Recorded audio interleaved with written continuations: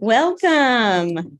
Just to let you know, we do have people who are joining us live stream. So that's why we have this over here.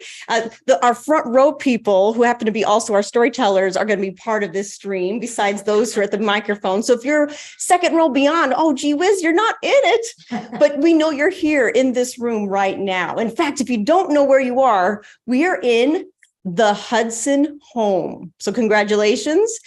You made it. If that's what your goal was, to make it to the Hudson Home.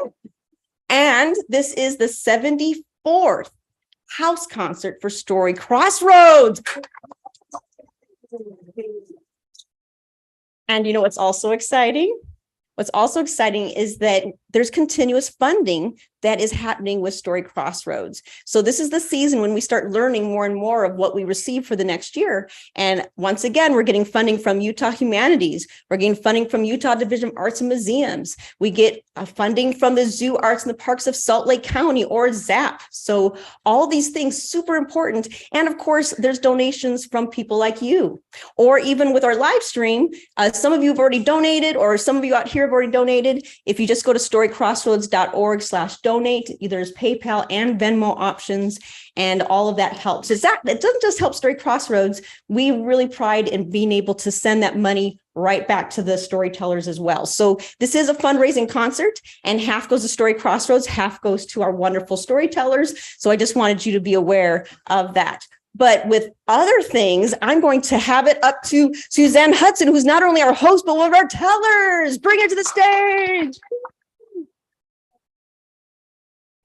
Thank you, Rachel. And I want to welcome neighbors and friends and storytellers here.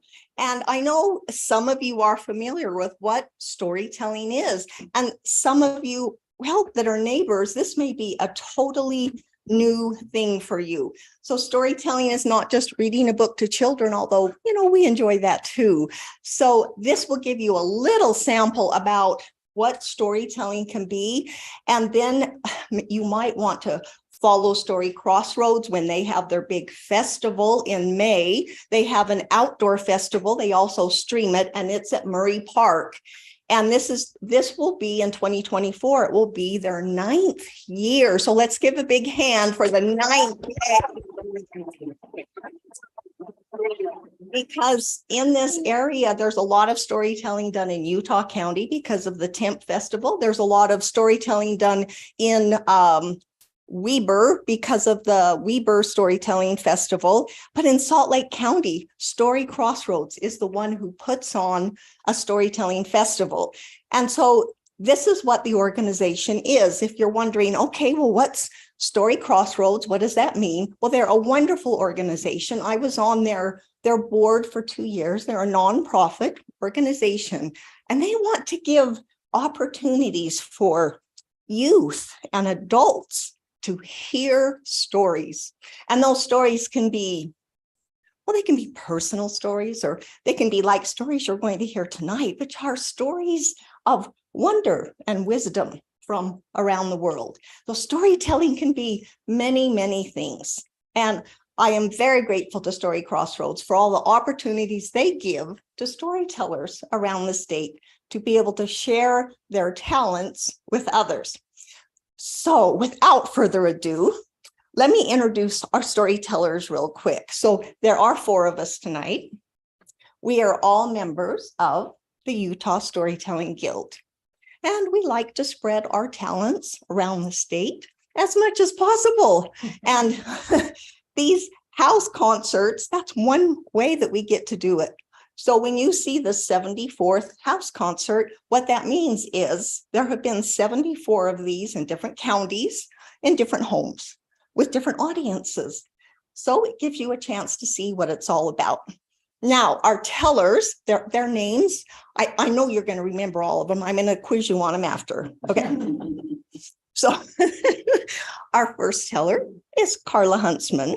And then, wave hello. That's a good idea. Wave hello. Okay. You'll see her when she stands up. And then Paige Funk. And then I'll be the third teller. And then Janine Evans will kind of round out the program. So now let's start our program, Stories of Wonder and Wisdom.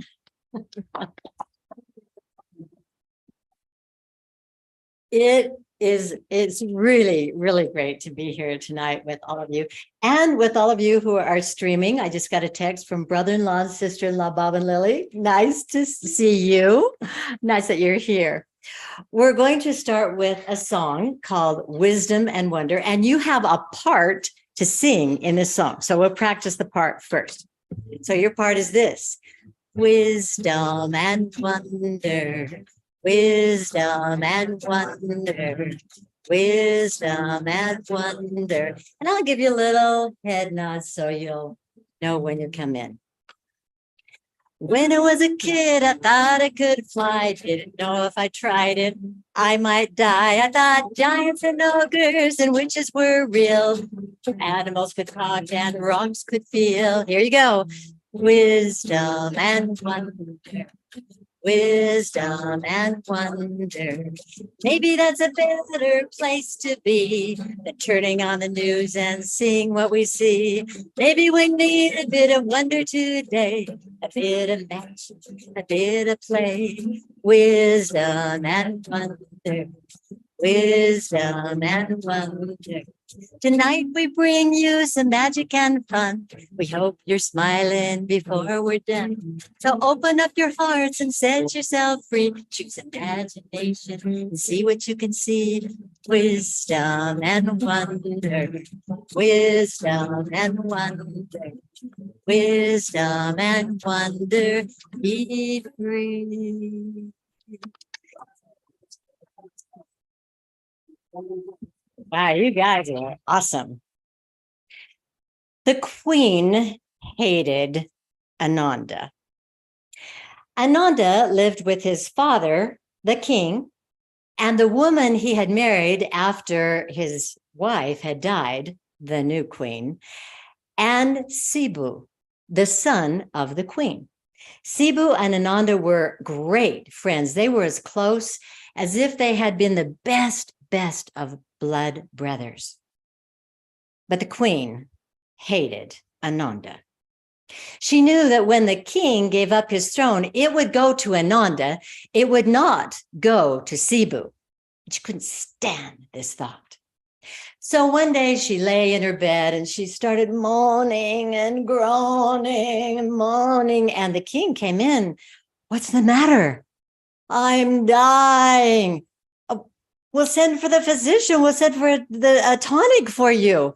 No, it will do no good. I'm dying. Oh, you can't say that. No, your son, Ananda, has put a curse on me, and I will die unless I have his heart's blood by this evening. The king was startled. His heart's blood kill his son, Ananda, whom he loved dearly? The queen must surely be temporarily out of her mind with this sickness. So he thought quickly, and he thought, if I slay a goat, bring the goat's heart's blood, she won't know the difference. And when she is well again and in her right mind, then she will forgive the fact that I deceived her. So he said to her, of course, my dear, you will have Ananda's heart's blood by this evening. You are of more worth to me than any son. The king got up to go make preparations for the goat to be killed, and he saw in the doorway Sibu. By the look on his face, he knew that Sibu had heard all of what he had said to the queen. So he went to Sibu and he meant to tell him what the real plan was. But just then a servant came and said, King, we need you immediately. And so he thought, I will do this later. Sibu went immediately to Ananda and told him what he had heard. Ananda was stricken, not so much even that he was supposed to lose his life that night, but for the fact that he had been so mistaken as to his father's love and caring for him. I must leave the palace at once. I will go with you. No, Sibu, you cannot go with me. I don't even know where I'm going. I will go with you. Ananda saw that Sibu was going to go with him wherever he went. So the two boys gathered some things for their journey and slipped unnoticed out of the castle. They went into the forest. They didn't know where they were going. They walked and walked and walked. They walked for hours until it was dark. When it was dark, they couldn't see well, and Sibu struck his leg on a large root of a tree. He fell and cried out in pain.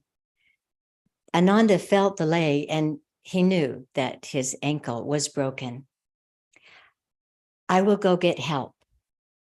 So Ananda took his white shirt and he tore strips of the shirt. And when he left Sibu, he put those little strips on the tree so that he would know how to get back to Sibu. And he went searching for anyone that might live around there that could help. And finally he saw it. By the moon's light, he saw a hut, a small hut with a red door. He went to the hut, he knocked on the door, and an old man answered the door. He told the old man what the trouble was.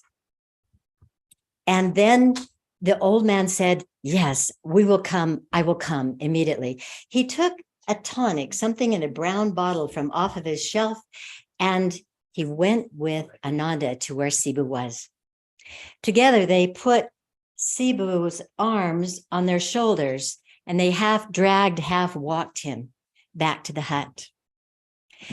When they got there, the old man knew exactly what to do to make that ankle better. And in a matter of weeks, Sibu's ankle was better. But the two boys saw no reason to leave the hut at this time. The old man loved having them with him, and they didn't know where they were going anyway. So they stayed. While they were there, the old man told Sibu and Ananda that they had crossed over into a new country. In the forest was the boundary between these two countries. And he said, in this country, the king is very fearful, suspicious, and vengeful. There was a prophecy made a long time ago that the king would lose his kingdom to an absolute stranger. And so when the king heard that any strangers came into his country, he immediately sent for them and placed them into the cave with the wild bears. They were not seen again. So the two young men were very, very careful when they were outside of the hut, except for one day.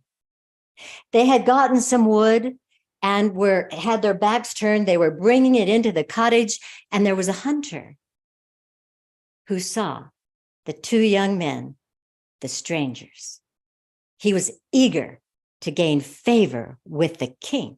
So he immediately went to the castle, and when the king heard, he immediately sent his soldiers to the hut.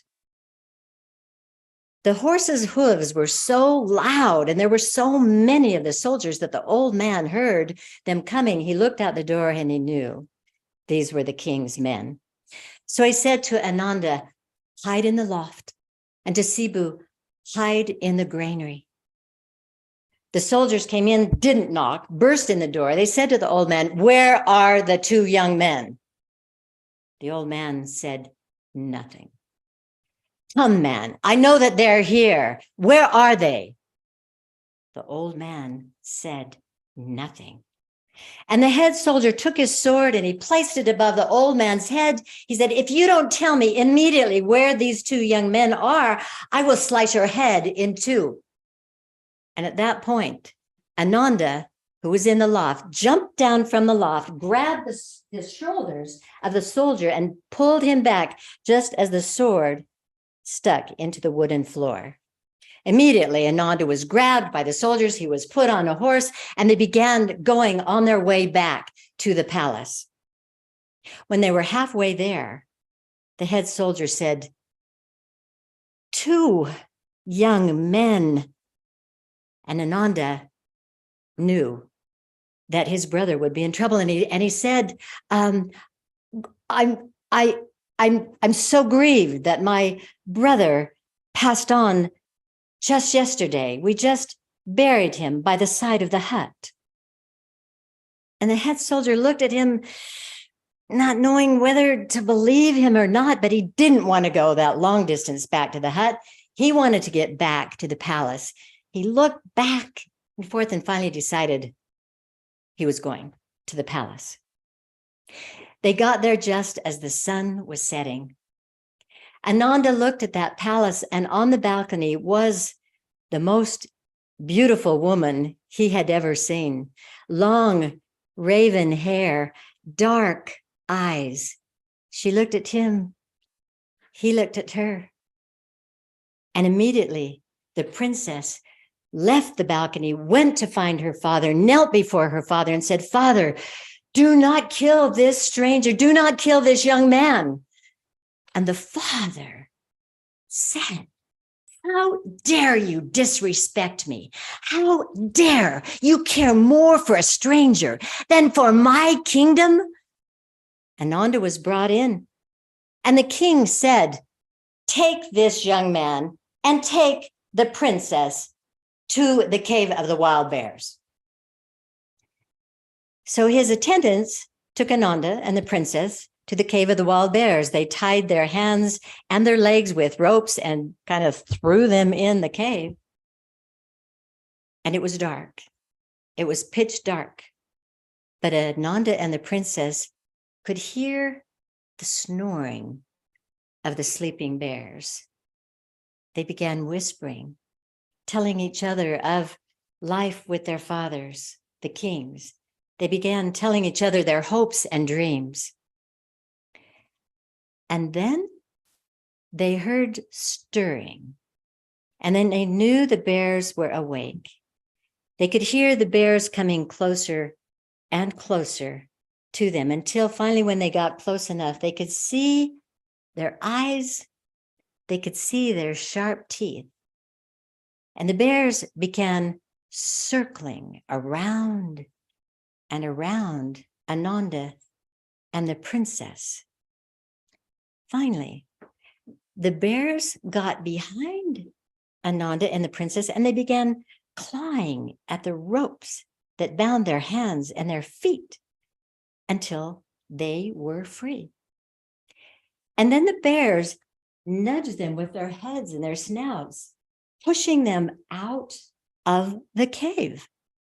When they got out into the bright sunshine, the two guards who were guarding the cave looked at them, knowing that no one had ever come out alive from this cave. And then one of the guards knelt down to the princess and said, "Princess, the king is almost delirious with anguish about what he has done. Will you come back to the palace?" "I will. And I will come too." So the princess and Ananda went back to the palace. They came into the room where the king was on his bed, tossing and turning, really almost delirious. When the king saw his daughter alive, he came to her. He kneeled to her and said, "Please, can you forgive me?" "I can." She put her hand on his shoulder. And they talked, Ananda and the princess and the king. And the king found out about the old man and about Sibu and about their lives before. And he said, "Let us have a banquet, and we will invite the old man and Sibu." And a banquet was held. And Ananda and the princess sat by one another, and Sibu sat by the younger sister of the princess, of course. And Ananda and the princess and the old man and Sibu lived in the palace for many, many months. And after these many months, it was announced that there would be, of course, a double wedding. But Ananda and Sibu said, "We must go to our father." They didn't know how their father felt about them. The last they heard, he was ready to kill Ananda, but they said, we must go to our father. So they went to their father, and as they came close to the palace, their father saw their children, and he began running to them, embracing them. The queen had died. She was just too wicked to live. And the sons told the father about everything that had happened to them and encouraged the father to come to the wedding where he would be most welcome. The two couples were wed, and at the end of the wedding ceremony, the king, the princess's father, placed his crown upon Ananda's head. He indeed would lose his kingdom to a stranger, but at this, he was not dissatisfied because he saw the light in his daughter's eyes when she looked at Ananda. And the king, Ananda's father, put his crown upon Sibu and said, come and rule my country. You can be neighboring rulers of adjoining countries. And so they were. And in the end, all was well. All were satisfied, and as you must know, everyone lived happily ever after.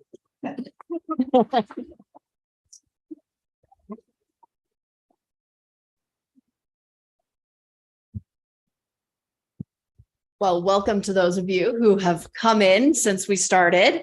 My name is Paige Funk. And here we go.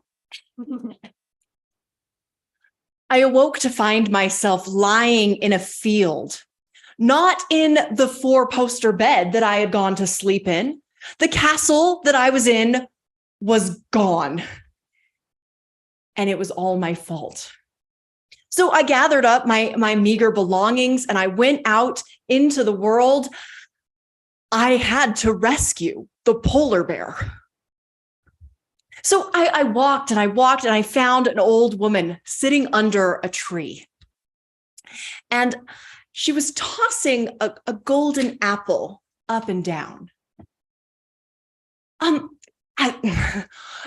you know how to get to the castle east of the sun, west of the moon?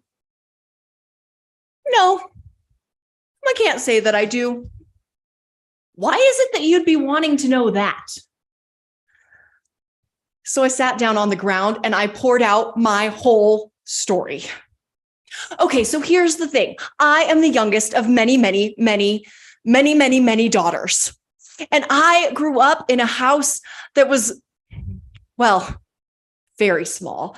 I almost had enough to eat most of the time, and I have never seen a new dress in my life. And one night, this polar bear came to the door and he spoke to my father. He said that I would like to take your youngest daughter back to my home to be my wife. My father was hesitant, as you can imagine. But then the polar bear offered him money. And well, how could he resist? And so what was I to do? So I went with the polar bear. I climbed onto his back and he began running as fast as he could. I had to do everything I could to hold on tight to his fur, to not go flying into the wind. And finally, we made it to this great castle. And we stopped and we went in and he told me I was welcome to anything I wanted. There was more food in the kitchen than I'd ever seen in my life. And all the dresses had never been worn before. And it was lovely and beautiful and quiet.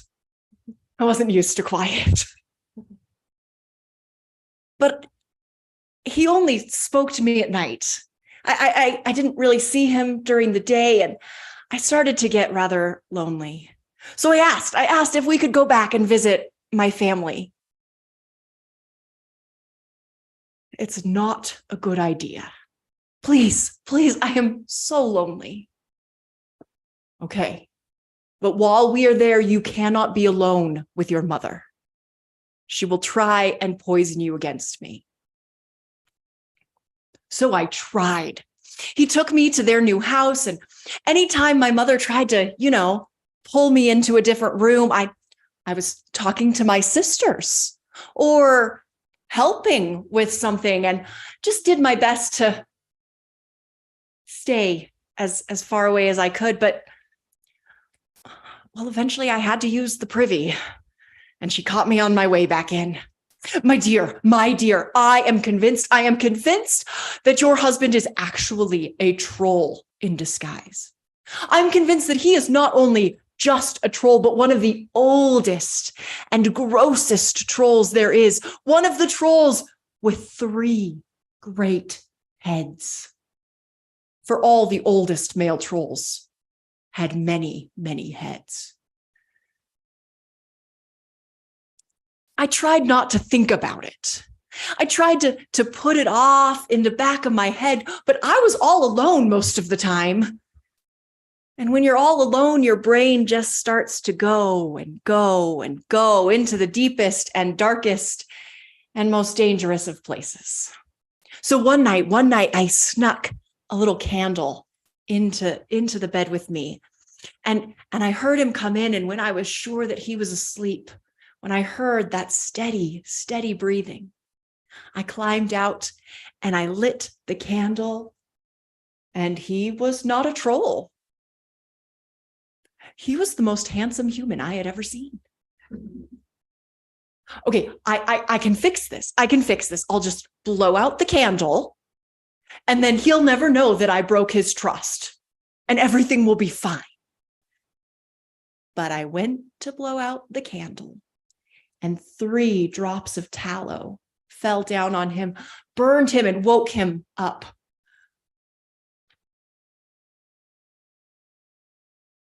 He looked at me. I'm sorry, for I am under a curse. And if we could have been here together for 100 days, I would have been freed from this curse. But because now I am going to have to go to the castle east of the sun, west of the moon, where I must marry the long-nosed troll. And here I am. I woke up the next morning in the field. The house was gone. So here I am. I have to find the castle east of the sun, west of the moon. I have to rescue him. Well, I don't know where it is, but my sister down the road, she might. You can borrow my horse. And here, take this golden apple. It might be useful. So I took the apple and I climbed on the horse and went down the road till I found another little old lady sitting under a tree. This one had a golden carding comb and was sitting there working with it. Excuse me, do you know how to get to the castle east of the sun, west of the moon? No, I can't say that I do, but my sister might know. You can borrow my horse. She's just down the road. And take this. It might be useful. So I sent one horse back, got on another, took the golden carding comb, had the golden apple, went down the road till I found another little old lady sitting under a tree. This one was using a golden spinning wheel. Do you know how to get to the castle east of the sun, west of the moon? No. Oh, but my friend the east wind might know. You can borrow my horse. And here, take this. It might be useful. So I sent back another horse, got on another, and now armed with a golden spinning wheel, a golden carding comb, and a golden apple, I was off to meet the wind. I got there, and the east wind, well, he didn't know how to get there, so he slowly flew me over to the west wind, who also didn't know how to get to the castle. So the west wind took me to the south wind, who didn't know. So the south wind took me to the north wind, and the north wind knew where it was. But he told me it was going to take all of his strength plus some of the strength of those other winds. And I climbed inside, holding on to my bag of golden trinkets. And he began to spin and spin and spin. And it took everything in me to stay within the wind. I flew this way and that way and up and down and round and round. And we went and we went and we went. And finally, we landed at the castle east of the sun, west of the moon. What was I going to do now? I hadn't thought beyond getting to the castle. So I sat down on the grass and I took out that golden apple and I began to play with it, thinking as I threw it up and down, oh, I like that golden apple. I would like to buy it.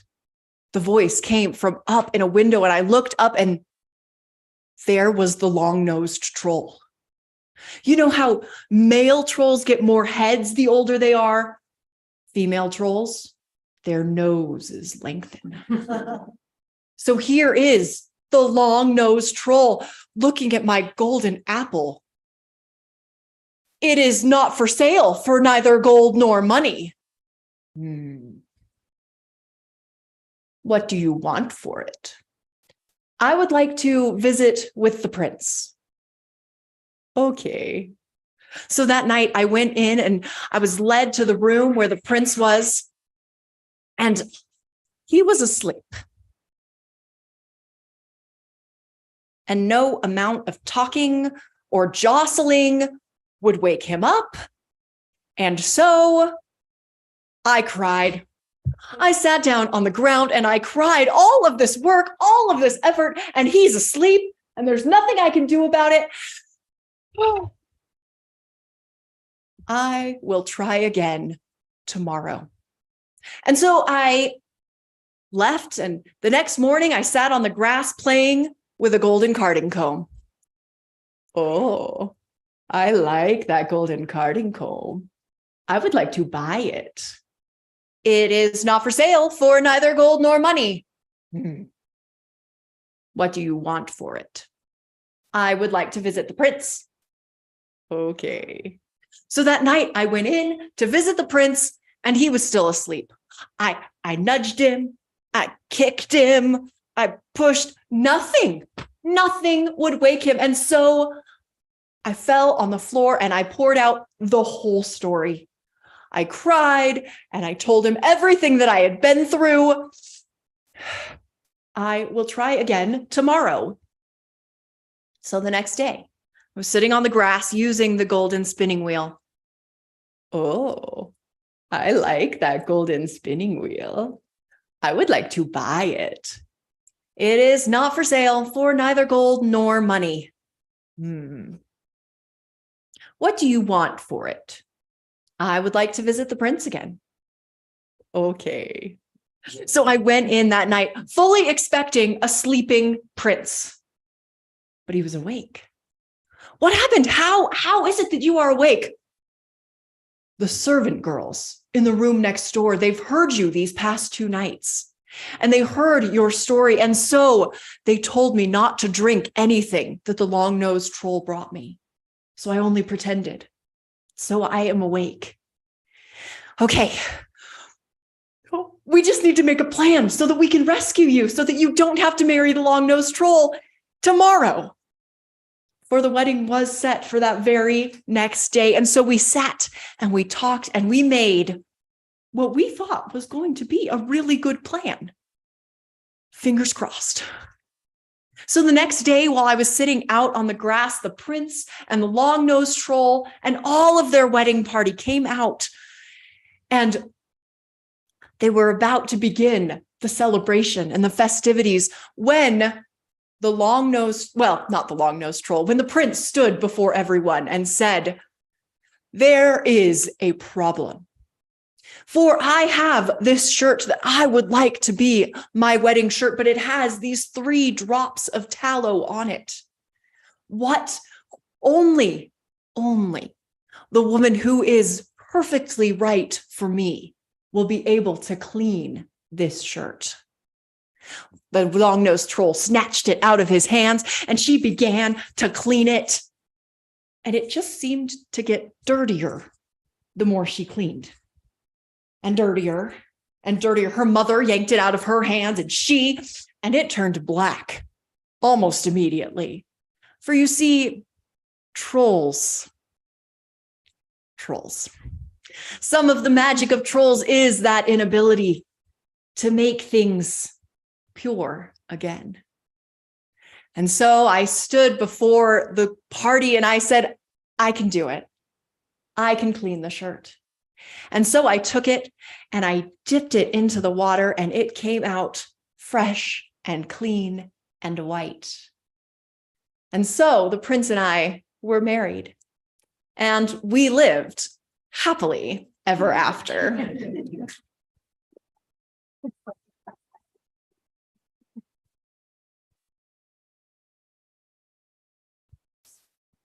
I used to be as tall as Paige, but I shrunk over the decades. So we'll just lower this a little bit. Don't you just love those happily ever after stories? And now mine's a little bit different. You'll have to decide for yourself if it's happily ever after. 9-year-old Frances Griffiths was a little bit nervous to meet her older cousin, Elsie.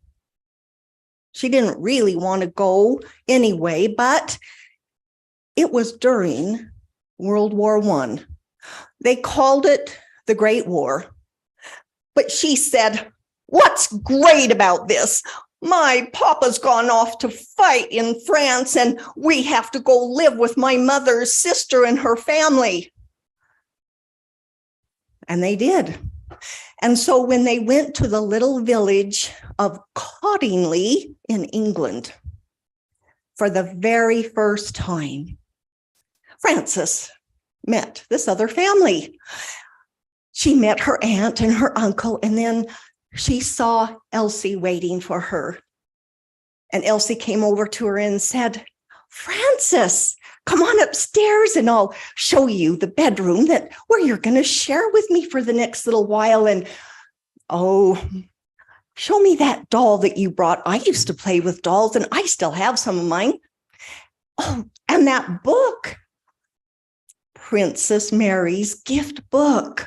Why, it's all the rage. Well, it has beautiful photographs of fairies in it. You know, I like to draw, so let's go upstairs." And Frances felt a little bit better after that warm welcome.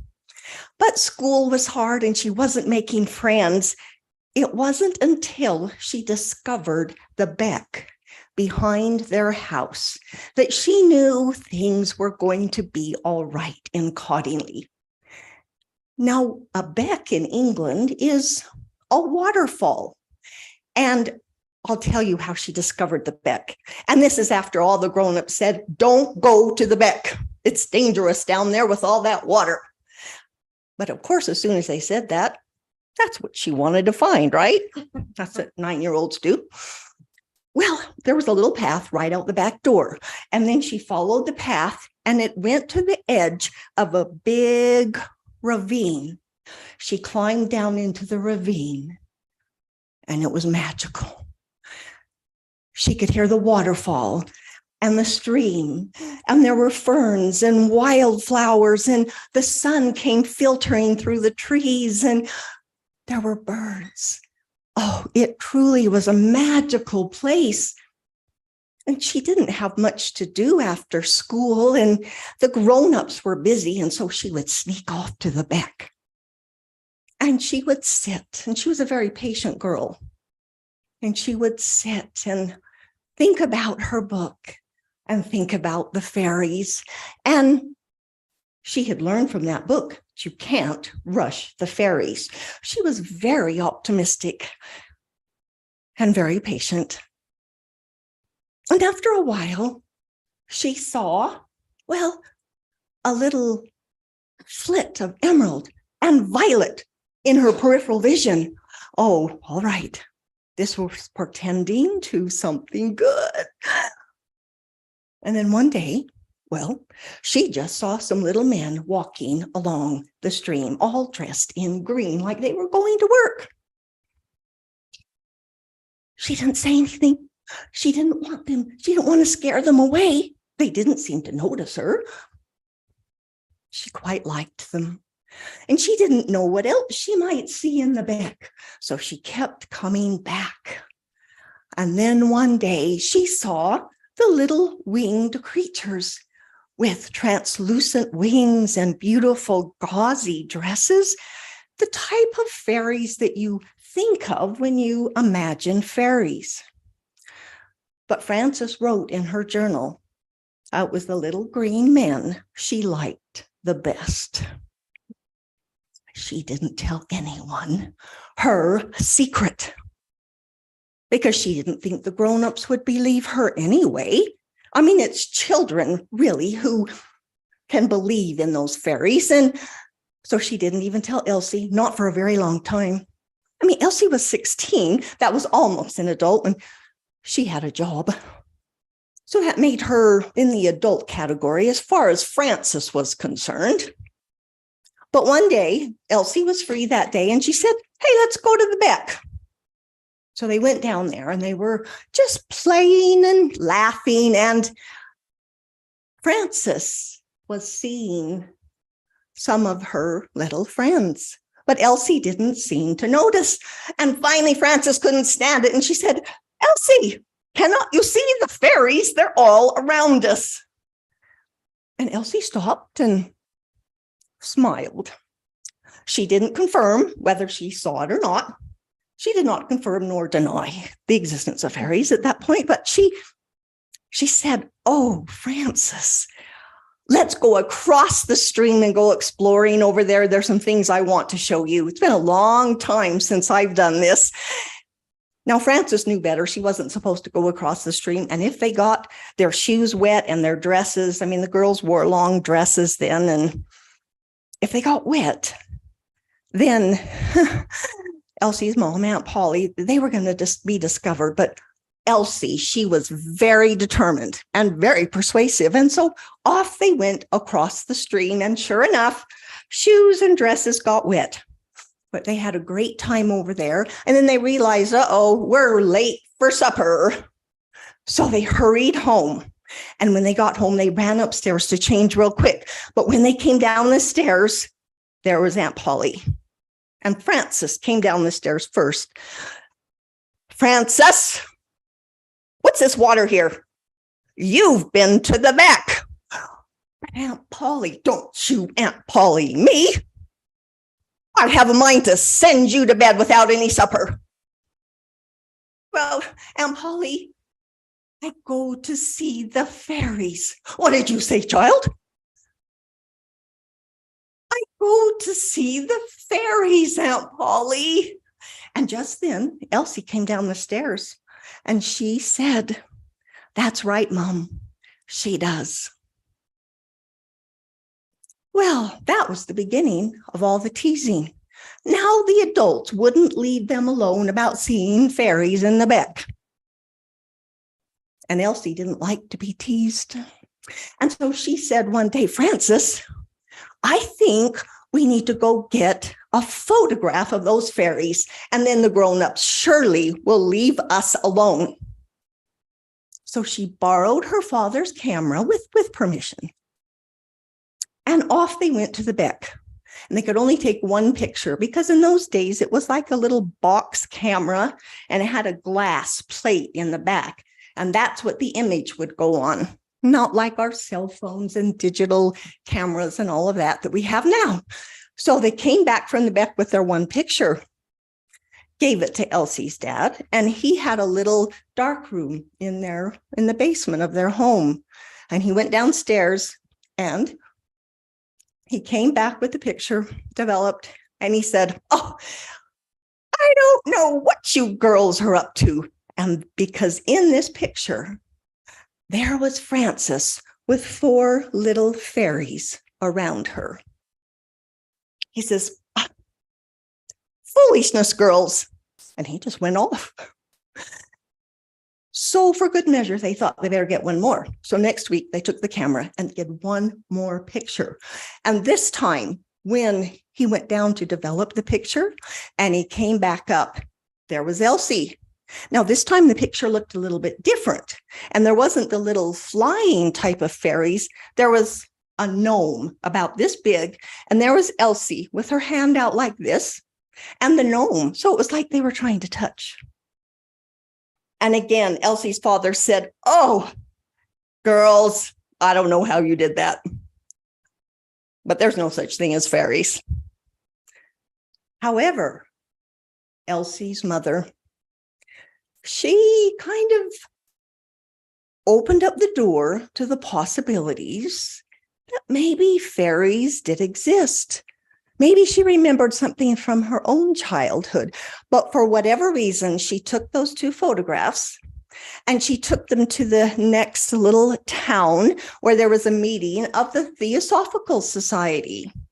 And a Theosophical Society is a group of people who believe in a different realm, a realm of angels and fairies.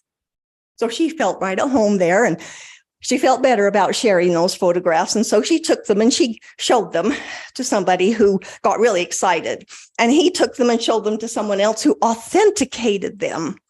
And they eventually got passed on to Sir Arthur Conan Doyle. Now, that name may sound familiar. You probably have read some of his books, the Sherlock Holmes books. Now, Sir Arthur was very credited. Well, he was knighted, for goodness sakes. And he believed in the existence of fairies. So much so that he was writing an article for the Strand magazine. And when he saw those photographs, that's all he needed to make it complete. He got permission from the parents and he published those photographs. Kind of changed things for everyone. There was a lot of attention and the girls didn't want any attention. But he was so taken by these photographs that he gave each of the girls their own box camera and he asked for more photographs. They really didn't want to, but this was Sir Arthur and they couldn't let him down. And so in the next couple of years, they were able to give him 3 more pictures of fairies, which he published in a book. And at this point, now this just caused such a stir. And he had promised to keep their identity secret so that it wouldn't ruin their lives. But people figured it out. And they came to Cottingley. And they brought their nets and their traps. And they went to the beck. And they wanted to capture the fairies. And Frances said, it just scared them all away. And she hoped that maybe someday they might come back to that magical place. But for now, they were gone. The war ended, and Frances's father came home, which was a wonderful thing, right? But then they moved away. The girls grew up, and they kind of grew apart. There were no cell phones and FaceTime, and they had their own lives to lead. And when anyone ever asked them, because sometimes those photographs through the years, they would focus. Someone would write an article and show the photographs. When anyone ever asked them, this is what they both said.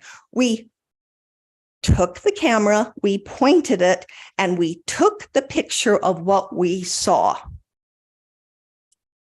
And they stuck to that story for 60 years until they were not only parents, but now they were grandparents. And then there was a really persistent journalist.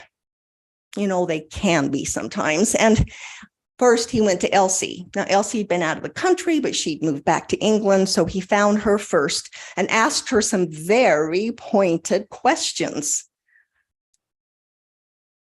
And then he found Frances. And he asked Frances to confirm the things that Elsie had told him.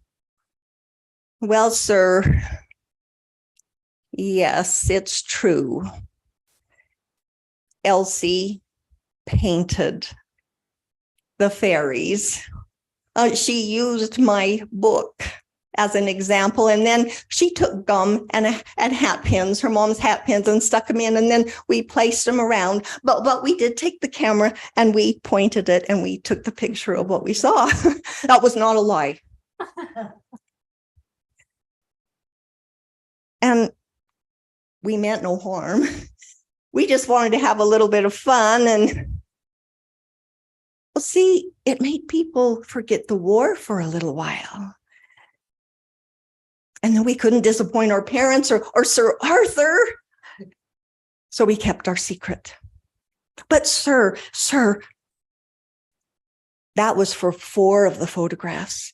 If you look at photograph number 5,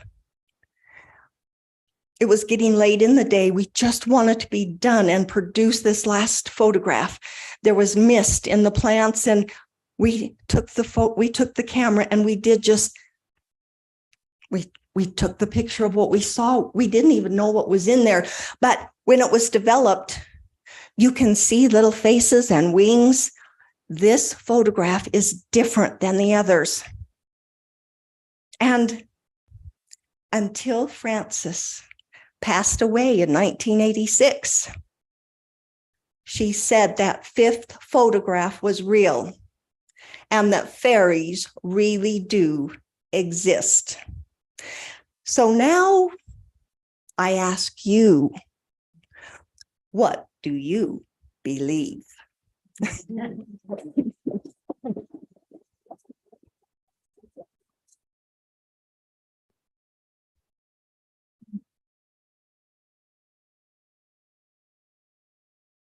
I never grew up all the way. Maybe one day I will. Oh, it's fun to see all the people that are here. Welcome, as I haven't turned around to see everyone. This is a story of Margaret. Margaret lived up in Ireland. She lived on the west side of Ireland in the county Donnelly, which is right against the coast. And she had beachfront property. But back in her time, because she lived many yesterdays ago, it didn't matter because there was a place where the wind always blew. It was a beautiful place, and Margaret loved it. There she tended her cattle, and every day Margaret would wake up, she would say her prayers, wash her face, and begin the chores. Margaret was strong, and she could take a spear and kill a fish with a spear as well as she could take a net and catch fish that way. She cared for her cattle. She had a few things that grew. They didn't grow well with all the wind and close to the ocean with the salt, but a few things would grow. Margaret was happy with her life, but often she would stare out into the water and wish that she could see what was beyond there. There must be more to life. Well, one day she got her spear, she'd said her prayers, she'd had a bit of gruel, and she was ready to get some fish. She started down the path that wound down to get down to where the ocean was. But before she was even halfway down, she was met by a man. And she hadn't even looked up, but there was a ship she hadn't seen that was just beyond the rocks. And she says, hello. He says, hello, I am Simon. I am the son of the king of the East. And I am with my men on our ship, and we are running low on supplies. We are going to explore the north, and we need cattle. I believe I saw with my spyglass that you have cattle. Would like to buy the cattle from you. You'd like to buy my cattle? I would like to go with you. No. I can offer you much gold and take your cattle. Well, this went on back and forth until finally it was decided. The cattle would go on the ship and they would have meat. And Margaret would go too. So she packed a few things and went with Simon down to the ship. She was so excited. And as that ship sailed away, Simon and Margaret got to know each other. They spent time talking and finding about their childhood. Oh, Margaret, she had never had such a good time. She started to fall in love. This man was incredible. One day, the wind started picking up, and the clouds just moved in so quickly, and waves were starting to toss the boat back and forth, and Margaret held onto the side, and the lightning crashed down. The sails were lowered. It was a mess out there. And then suddenly, to make even matters worse, a sea serpent came out. Can you believe a sea serpent would come out? Because this is a made-up story, sea serpents can appear. The sea serpent came up. The sea serpent had been down its lair early in the day, taking some coral, sharpening its teeth so they were terribly long and fangy and sharp, jagged on the edges, ready to tear into flesh. The sea serpent came up.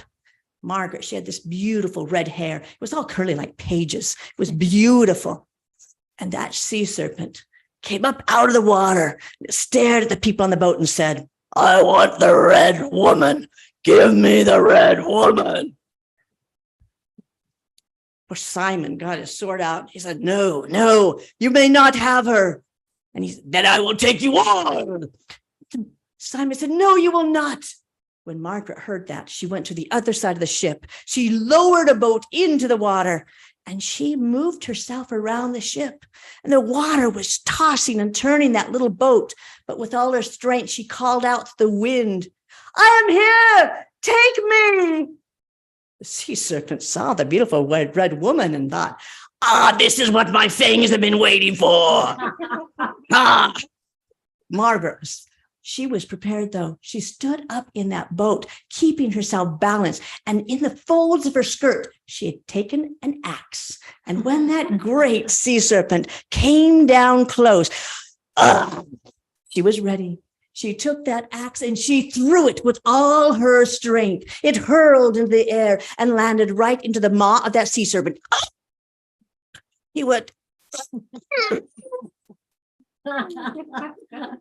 and slowly made himself go down, down, down. And that last little bit, he went down with a crash. And when he did, the water displaced on both sides. Her little boat went off in one direction. Simon's ship went off in the other direction. The rain kept going down. She had oars and she tried her best to try and move that boat, but she couldn't. And suddenly a big wave hit into the boat. Water started splashing in. It was filling up. There was a small bucket there. She began to try and get the water out of the boat. And as she was raising the bucket up over her head to take out more water, another wave hit her. She hit the bucket into her head. She knocked herself out. She knocked herself out, trying to get herself saved. But there she was in the boat. Luckily, it's a good part of the story. The boat kept moving and moving and moving and landed on the shore of a little island. When Margaret woke up, the rain was still coming down. But she wasn't so hard. The wind had settled down. As she looked around, it was dark now. And she could see a little light up in the hill, a little cottage with a light. Margaret took herself up to that little cottage. And in stories, there seems to be old women. And another old woman was there at the door. The old woman looked at her and she looked at her. Margaret's just drenched, wet. She says, "May I please take shelter here?" And the old woman looked at her and said, "Yes, you may come in." Margaret came in. It was a nondescript little cottage. There wasn't much there, but there was a fire. And Margaret was able to warm herself by the fire. She received food from the old woman. She looked up above the fireplace. There was this beautiful sword. And hanging from the hilt of the sword was a little string. And from the string was a ring. And as she stared at it, the old woman said, "Oh, I see you've noticed the sword. That is the sword of light. And the ring is for the champion. For the champion who can put that ring on their finger will save me. For I used to live in a castle, the Castle Doon. But I was banished, and a spell has been put on me, and I cannot get back to it. The giant lives there, and I need to be saved." She says, "Oh, a champion. And then there was chores to do. Margaret stayed there for days, and finally the storm had relented. And as she began each day, she would go out and look across the water. And of course, what was she thinking of? She was thinking of Simon. She wanted to be back with Simon. There was the little boat. She thought, could she get there? Was Simon alive? Was he on a rock? Was he even alive to be able to get to? Would his ship know to come back here? Would she ever see him again? Should she live her life with this old crazy woman?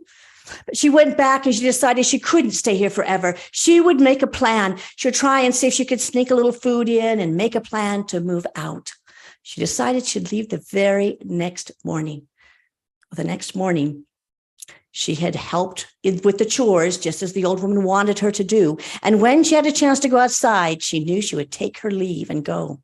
But just as they finished breakfast, there was a knock on the door. She went to the door at once, and there was Simon at the door. It was Margaret. She said, Simon, you're here. He says, yes, and you are too. Margaret, I've been looking for you.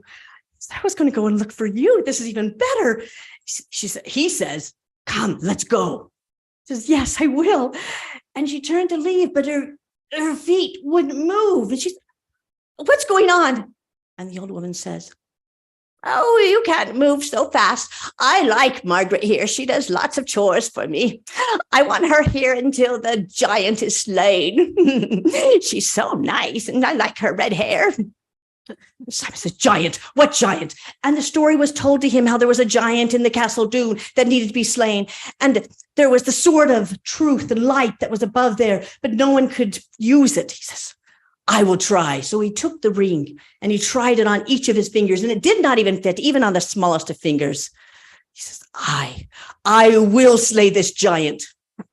She says, no, Simon, you can't. There are many that have tried, and their bones are scattered about the castle. You cannot go. He says, just as I could not keep you from coming on my ship, you cannot keep me from trying.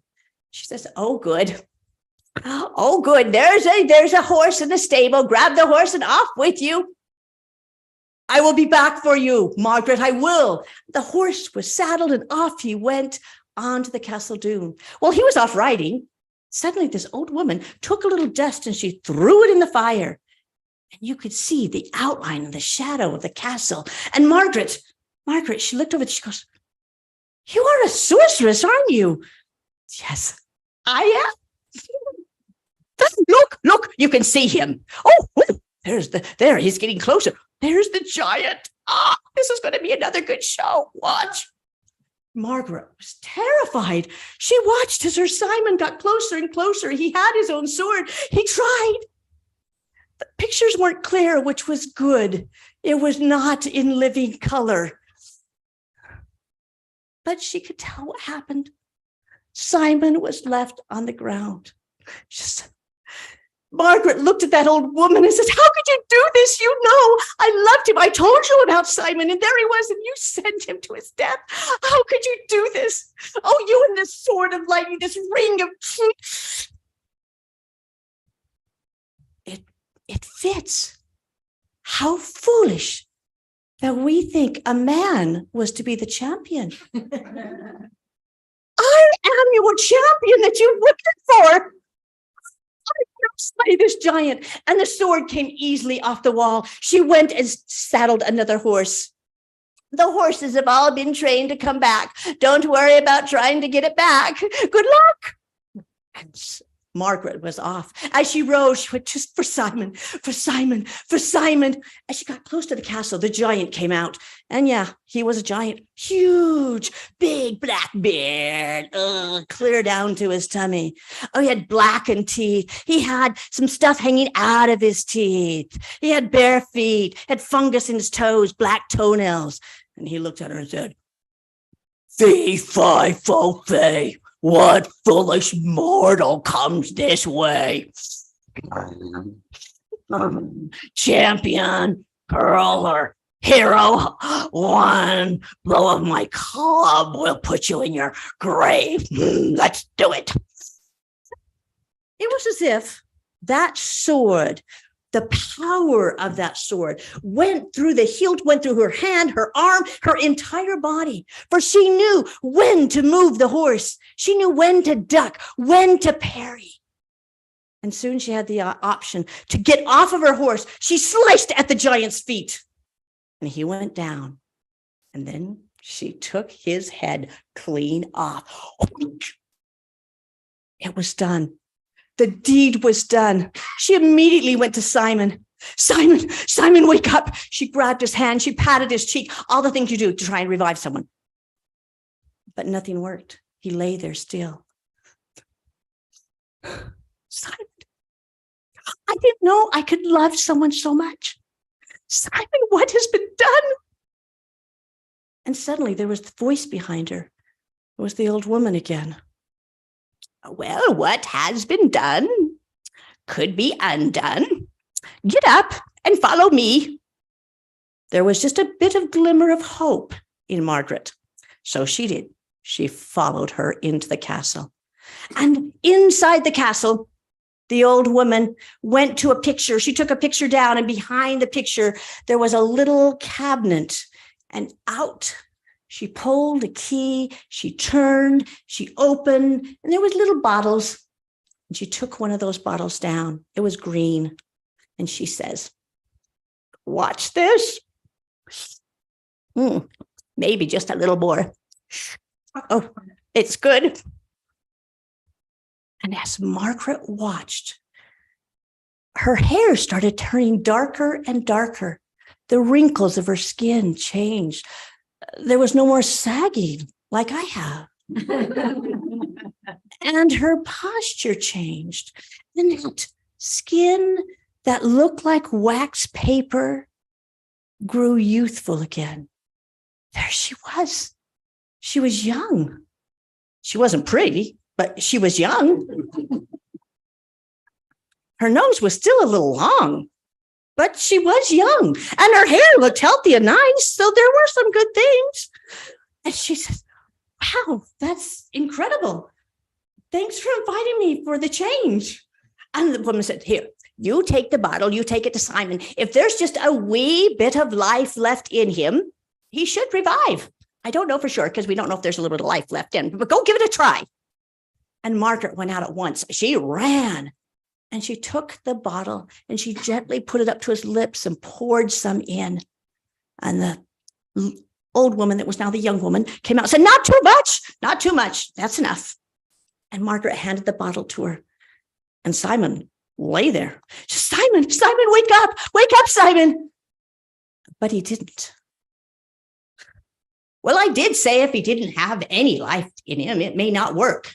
So please, Simon. They looked at him some more. And then the woman said, why don't you try a kiss? You've heard the stories. Kisses can work. Try that. And Margaret says, I've never kissed him before. We just haven't taken that step.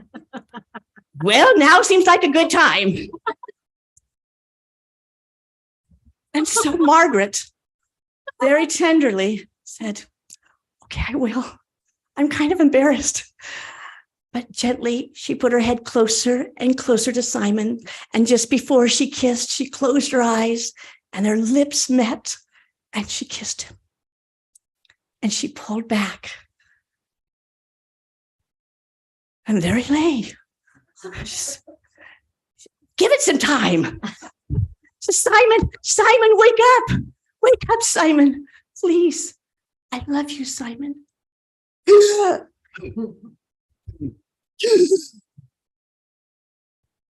Margaret, where am I?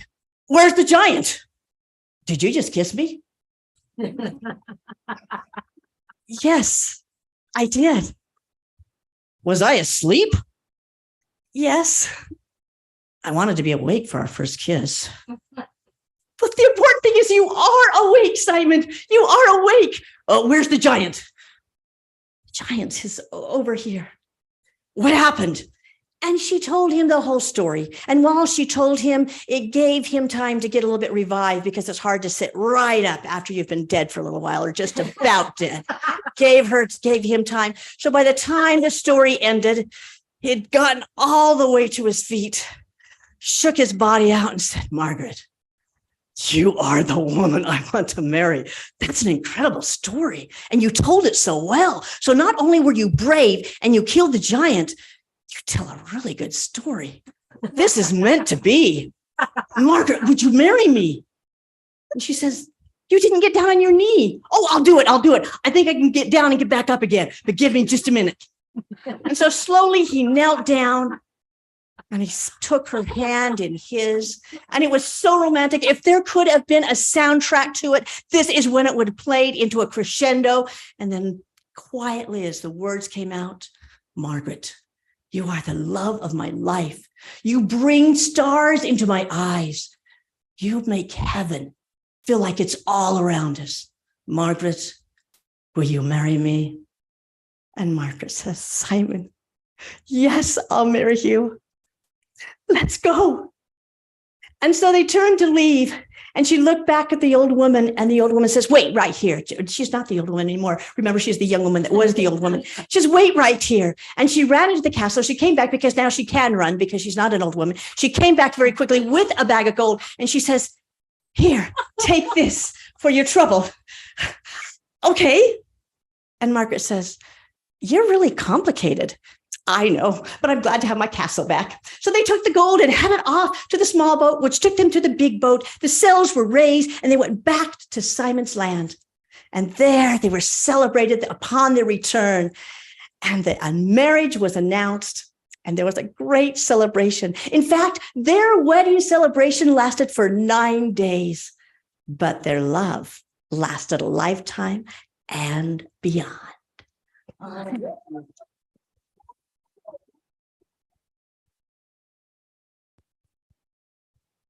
Well, I love the magic of a kiss, right?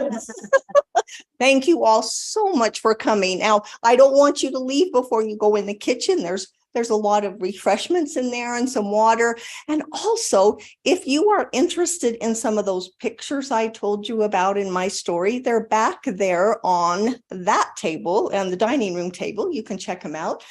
And again, thank you so much for coming. And for those of you who did not go online and donate to Story Crossroads and our storytellers online, there's a donation jar here. And Rachel, did you bring a QR code? Oh, can they come and scan that? Or you can bring your phones up here. You can scan that and you can donate right up there. So we've made it real easy for you to donate. So anything else, Rachel, that you want to? Yes, she has something else. Come on up. Wasn't that fantastic, everybody? Let's have all 4 of our tellers up. Come on, come on, come on. I wasn't the teller, but yay. But I want to let you know that this was so much fun, right? Yeah. Guess what? You can come to the 75th house concert, and that is going to be October 26th. So it's a Thursday night. So Thursday night, October 26th at 7 p.m. Again, it'll be in person or live stream, and it will be in Saratoga Springs. Now, Bradley Mackey will be performing. He will be doing Phantom Fables. And he did say it's probably best for 10 and older, and they are these original tales that are fantastic. And you can probably get a hint from the flyer as well. And for those live streaming, I'm going to change that so you can see more info about that one as well. But we're so glad to have you here. We invite people, whether or not they donate, but it does make a difference when you do donate because it goes to them, right? And it goes to Story Crossroads. So just keep that in mind. If you didn't get a chance to do that, there's many ways, and spread the word. If you had fun, be like, man, check out Story Crossroads. Oh, wait, they have this festival and everything. Oh, wait, they have monthly virtual workshops too? No way. So I'm sure that's what you're going to do, right? So now we're going to actually have the host be able to tell about those who are in person, sorry, live stream people, about the treats and things. I'll let you explain that a little bit while I change the screen for that. You're going to keep that up though, so they can come and donate, Rachel. After we stop the screen. All right. Got it. All right. So there's just lots of goodies in here in the kitchen. I even have some gluten-free things because I have to eat gluten-free. So I always include that. So just please come and help yourself, and water. And like I say, there's some, I'd like you to check out those pictures back there. If my story just piqued your interest a little bit about this whole photographs of fairies thing, go back and check them out. So please come on up, everyone, and let's give our tellers again a big hand.